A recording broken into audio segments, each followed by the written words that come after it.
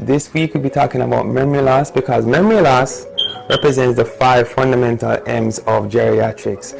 And here's the list of all the M's of geriatrics, and these are the M's that geriatrics is founded upon. So geriatrics is founded upon memory and matters of the mind, medications, multimorbidity or multiple medical conditions, mobility, and what matters the most. So these are the things that geriatricians focus on daily, and this is what sets geriatrics apart from other specialties. And these are the 5 M's that older persons are concerned about, these 5 things. So today we'll be discussing memory and memory loss.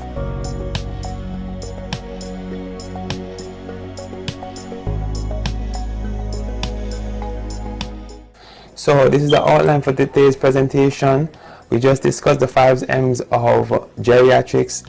Then we'll be discussing what is memory, what the definition is. We'll be discussing GeriStats, GeriFacts, GeriTrivia on memory, the science of memory, forgetfulness versus medical cause of memory loss versus dementia, symptoms, signs, and treatment, GeriTips on prevention, and then I'll leave you with some resources for further reading. So, what is memory? Memory is defined as the ongoing process of information retention over time. And this is from the Derek Bach Center of Teaching and Learning at Harvard University. What is memory? The etymology of memory. There are many different origins, but I found these 2 interesting origins. One is from Old Norse, from the word mimir. Mimir was the name of a giant who guarded the well of wisdom. And then the Greek origin is from the word merimna, which means to care or thought. So this is to show that memory isn't just about recalling stuff. Memory has to do with wisdom and has to do with emotions and caring for others and how one relates to other persons. So it's very important to have a conversation on how to preserve memory and to minimize or even eliminate memory loss where possible. So the GeriStat for today is that 55 million people live with dementia worldwide, with 10 million new cases each year. And the GeriFact for today is that even though not all memory loss is due to dementia, dementia itself does cause great harm to patients and their families and their communities. So the GeriTrivia point for today is that the bottlenose dolphin can remember the whistle of another dolphin after being separated for 20 years. This is from the National Geographic website. So that's cool. So the science of memory. Now, the smallest functional unit of the brain is the neuron, and the neuron consists of the cell body, the axon, and the neuronal endings at the synapse, where one neuron joins with another neuron. Now, the cell body contains the brain of the cell called the nucleus. This is where DNA is replicating constantly, and this is what stores the information about what the characteristics of the neuron should be. So from the cell body, the impulse travels along the axon in between the myelin sheath. These are the darkly shaded areas, and the sheath are there to speed up the transmission of impulses along the axon until they get to the synapse. And at the synapse, the electrical energy, because neuronal transmission is in the form of electrical energy, this electrical energy is converted to chemical energy, and then that chemical energy is converted back to electrical energy, which is transmitted along to neurons 2 and 3, and that is how the information travels along the brain.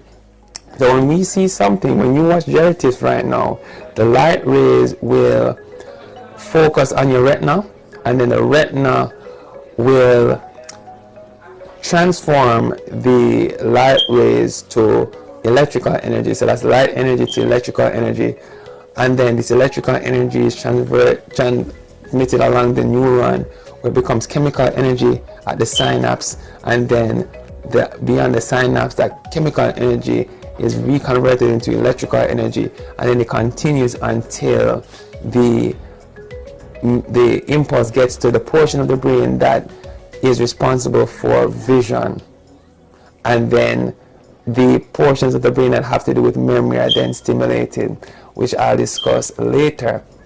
So this is a photo, or this is a drawing, I'm sorry, this is a drawing of a synapse. And the synapse is an area where one neuron is in contact with another neuron. And this is where the chemical energy is converted into electrical energy.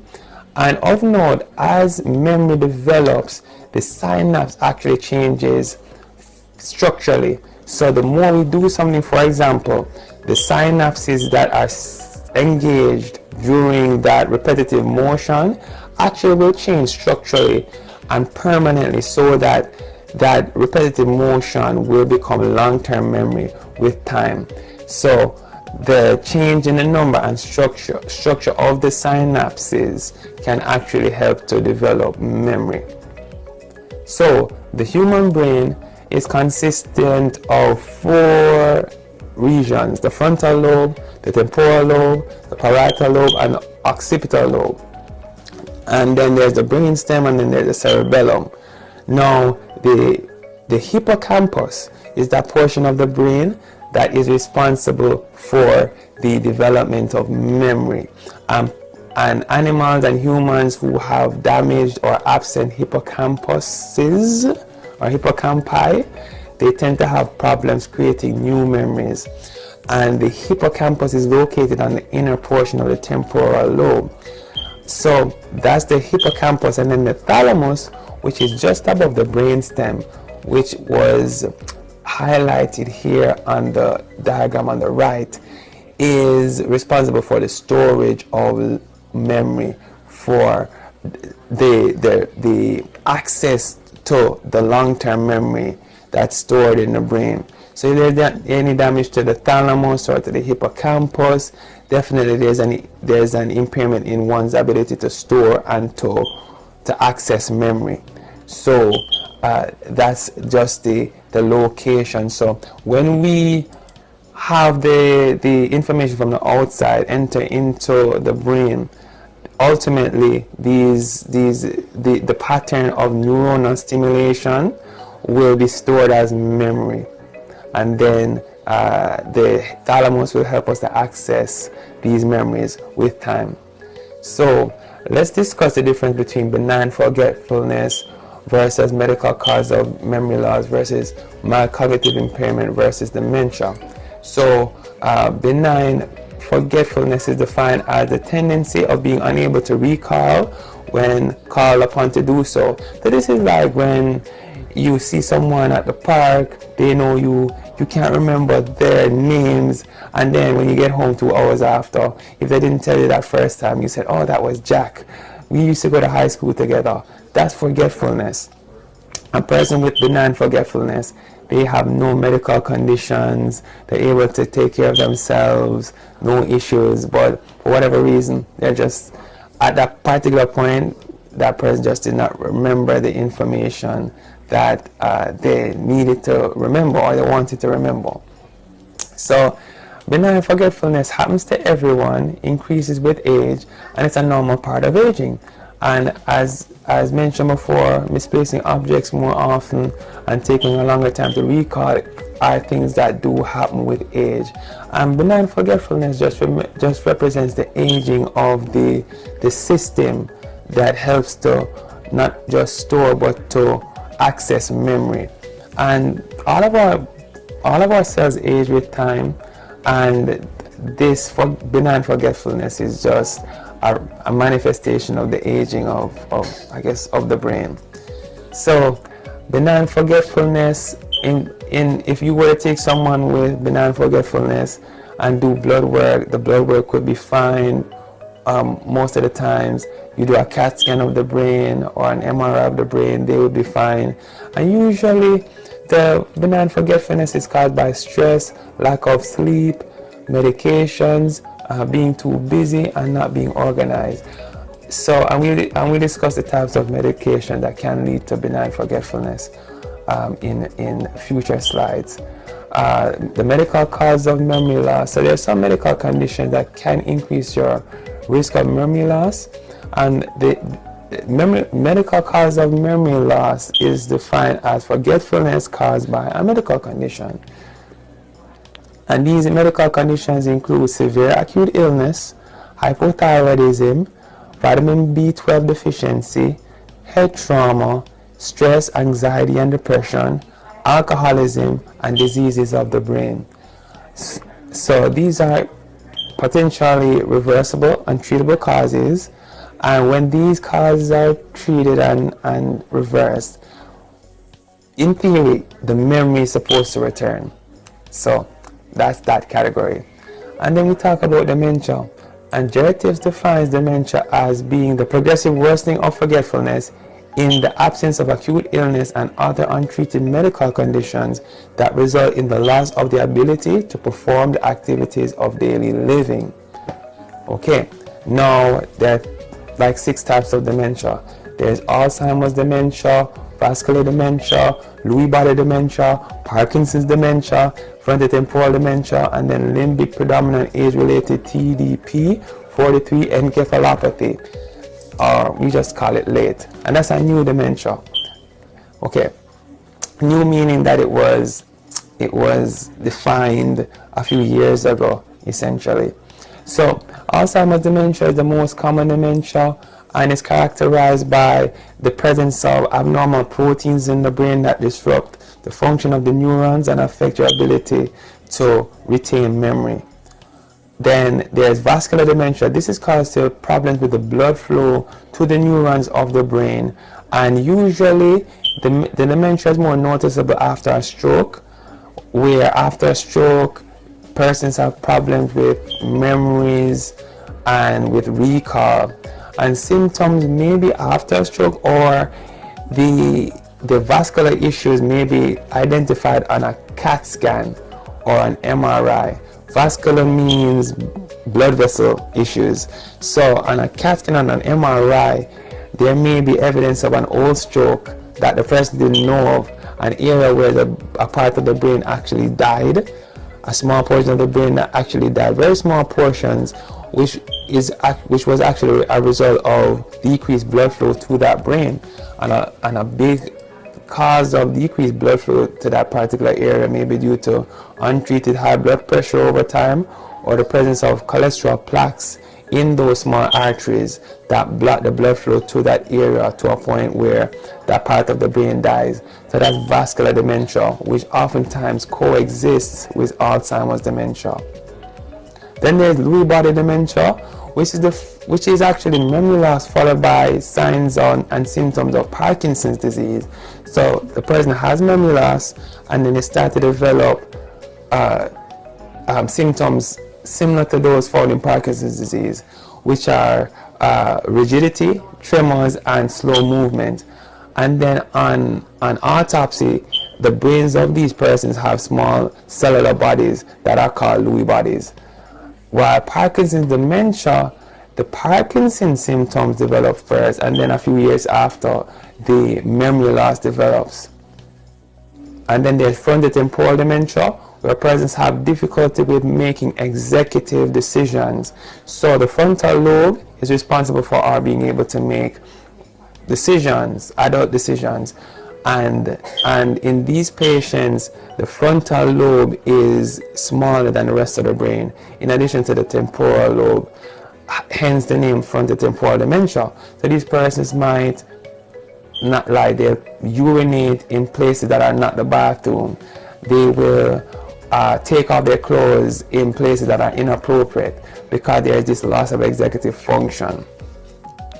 And then finally, there's the limbic predominant age-related TDP encephalopathy, which is just like Alzheimer's in terms of how these patients behave, but on autopsy, they're not seeing autopsy findings of Alzheimer's per se. They're seeing a different protein in the brain, and as a result, another name is given to these patients, which is LATE. So mild cognitive impairment is defined by GeriTips as forgetfulness that is more than expected for someone at that age, not due to medical conditions, but does not disrupt the ability to perform activities of daily living. So there's forgetfulness, right? But it's more than expected for someone at that age. But at the same time, there are no medical conditions to treat that could reverse the memory loss.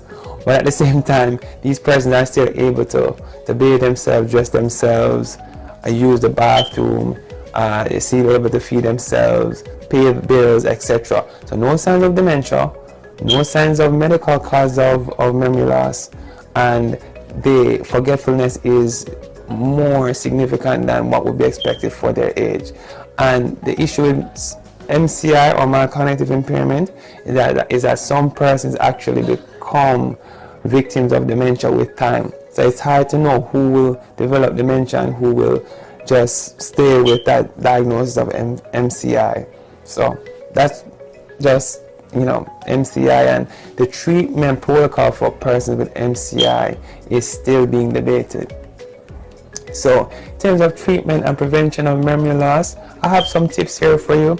So for benign forgetfulness, just focus on essentialism. There are books on essentialism which talks about just doing the thing that you need to do in life and excluding everything else. Think of life as a closet and just remove all of those clothes that they look nice in the closet but you know that you'll never wear. Same thing, just look in your life and remove all of those unnecessary activities and just focus on the activities that you need to focus on.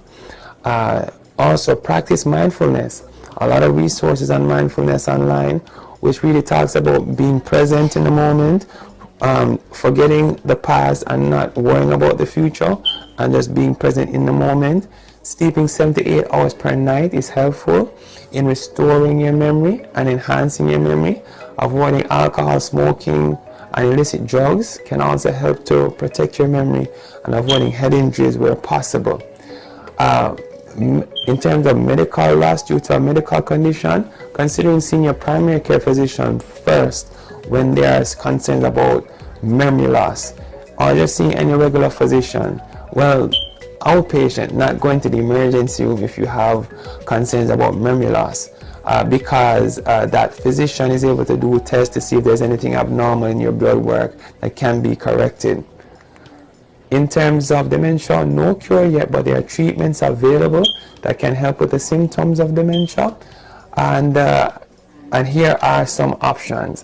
So in terms of medications, there are medications there that are available. Physical therapy can help to enhance the function or to optimize the function of a person with dementia. Same thing with occupational therapy. Speech and language therapy can help with teaching that person to swallow and providing advice in terms of the consistency of the foods that patient with dementia, that person with dementia would have, because sometimes the speech and language therapist would advise for maybe thickening of liquids and cutting up foods into smaller portions to minimize the risk of aspiration.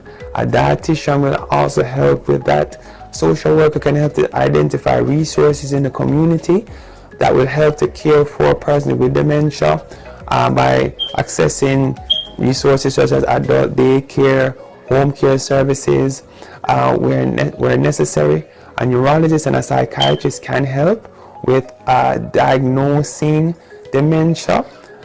If there's any doubt in the mind of the primary care physician, and also a psychiatrist can help when there are psychiatric symptoms associated with memory loss.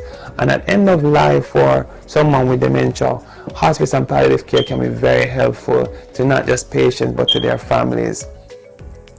And in terms of tips to minimize memory loss and even prevent dementia, I have 10 tips for you. And the tips are: 1, exercise daily, stay mentally active, socialize, get organized, sleep well, manage chronic medical conditions, consider a whole food plant-based diet, avoid alcohol, avoid cigarettes, and avoiding head trauma. And the Jerry tip of the day is in avoiding alcohol, smoking, head trauma while reviewing prescribed medications and over-the-counter medications with your primary care physician. You can actually help to reduce the risk of developing dementia. And then practice makes perfect. Doing something over and over and over again can strengthen the connection of synapses between neurons, which help to strengthen memory. If at first you don't succeed, try and try again. So here are some resources that you can access, friends. healthandaging.org, the Alzheimer's Association, NIH at NIA, and the mayoclinic.org. So thank you, friends, for supporting GeriTips, and I'll see you next week where we discuss how to manage multiple medical conditions. Have a good evening, or have a good morning, or have a good afternoon. Have a good day. Bye-bye.